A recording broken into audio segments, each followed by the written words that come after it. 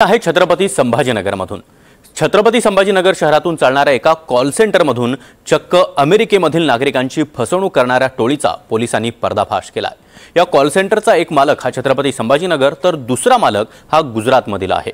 या प्रकरणामध्ये प्रत्यक्ष कॉल करणाऱ्या 118 जणांवर गुन्हा देखील दाखल करण्यात आलाय। नेमका हा प्रकार काय सुरू होता पाहूया त्या संदर्भातला एक खास रिपोर्ट। संभाजीनगरमधून थेट अमेरिकेतील लोकांना गंडा। कॉल सेंटर मधून सुरू होती अमेरिकन लोकांची फसवणूक। पोलिसांची बोगस कॉल सेंटरवरती धाड। छत्रपती संभाजीनगर शहरात पोलिसांनी मोठी कारवाई केली। चिखलठाणा परिसरातील एका बोगस कॉल सेंटरवर पोलिसांनी छापा टाकला आणि तब्बल 180 जणांना ताब्यात घेतलंय। यात मेघालय, नागालँड, सिक्कीम या राज्यातील तरुण तरुणींचा समावेश आहे। गेल्या 3 महिन्यांपासून या कॉल सेंटरमध्ये हा प्रकार सुरू होता। पडदे लावून अत्यंत गुप्त पद्धतीने हे कॉल सेंटर चालवलं जात होतं। रात्री 6:30 वाजेपासून ते सकाळपर्यंत इथे काम चालायचं। महत्त्वाची बाब म्हणजे इथे काम करणाऱ्या कर्मचाऱ्यांकडे महागड्या गाड्या आढळल्यात। या कॉल सेंटर मधून अमेरिकेतील नागरिकांना तुमचा टॅक्स बाकी आहे असं सांगत फसवणुकीचे कॉल केले जायचे। तसंच फसवणूक झालेल्या नागरिकांकडून कूपन वाउचरच्या माध्यमातून डॉलरमध्ये रक्कम घेतली जायची।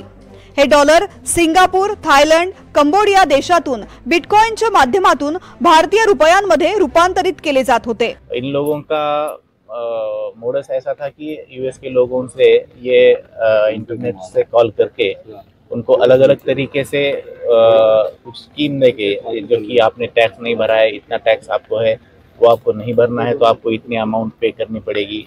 इस तरह से उनसे बात करके उनसे अमाउंट लेके उनको उनका फसवणूक किए। इसमें आगे हमारी जांच और शुरू है। जैसे ही इन्वेस्टिगेशन हमारा आगे बढ़ेगा उसमें और डिटेल जानकारी मालूमात होगी। ये किसका था या इसको कौन चला रहा था और इसमें कितना टर्नओवर हो रहा था, ये जो सारी चीजें हैं वो इन्वेस्टिगेशन में। या कॉल सेंटर मध्ये नेमकं काय सुरू होतं आपण पाहूयात। गरवारे स्टेडियम जवळील IT पार्क मध्ये 3 महिन्यांपूर्वी कॉल सेंटर सुरू झालं। नागालँड, आसाम, त्रिपुरा, पश्चिम बंगाल, सिक्कीम, उत्तर प्रदेश, तेलंगणा, गुजरात आणि महाराष्ट्रातील तरुण तरुणींची कामासाठी निवड करण्यात आली।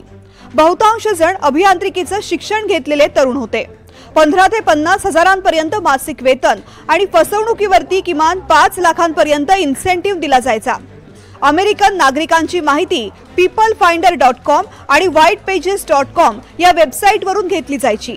डार्क वेब वरती बनवण्यात आलेल्या tutanota.com या प्रोव्हायडर वरती टाकण्यात येत होता। छत्रपती संभाजीनगर शहर पोलिसांनी चिखलठाणा MIDC मधील एका कॉल सेंटरवर छापा टाकला आहे। IT पार्क मध्ये हा सगळा कॉल सेंटर सुरू होता, जिथून लोकांची फसवणूक केल्या जात असल्याचा पोलिसांना संशय आहे। मी सध्या त्याच कॉल सेंटरच्या बाहेर आहे, ज्या ठिकाणी ही सगळी कारवाई करण्यात आली आहे। अजूनही या सगळ्या कॉल सेंटरवर कारवाई सुरू आहे। मोठ्या प्रमाणात पोलिसांचा बंदोबस्त या ठिकाणी आहे। वरिष्ठ अधिकारी देखील या ठिकाणी पोहोचले आहेत, त्यांच्याकडून देखील या सगळ्या प्रकरणाची चौकशी केली जाते। जी प्राथमिक माहिती मिळते त्यानुसार या ठिकाणी अनेक मुलं, 100 पेक्षा अधिक मुलं आणि मुली या कॉल सेंटरमध्ये होते आणि ज्यातून वेगवेगळ्या ठिकाणी कॉल करून लोकांची फसवणूक केली जात असल्याचा पोलिसांना संशय आहे। या ठिकाणी वेगवेगळे पथक पोलिसांचे पोहोचले आहे आणि टेक्निकल बाबी देखील सगळ्या तपासल्या जातात। आणखी एक जी माहिती मिळते त्यानुसार एका वेगळ्या राज्यातील विशेष मुली या ठिकाणी होत्या आणि त्यांच्याकडून हे सगळे कॉल केले जायचे आणि या ठिकाणी आतमध्ये एक असे पडदे लावून वेगवेगळे जे आहे तर कॅफे टाइप मध्ये रूम बनवण्यात आले होते, ज्या त्या ठिकाणाहून हे सगळे कॉल वेगवेगळ्या ठिकाणी लोकांना केले जायचे। त्यातून हा सगळा फ्रॉड केला जात होता। अटक केलेल्या 114 आरोपींना न्यायालयासमोर हजर करण्यात आलं।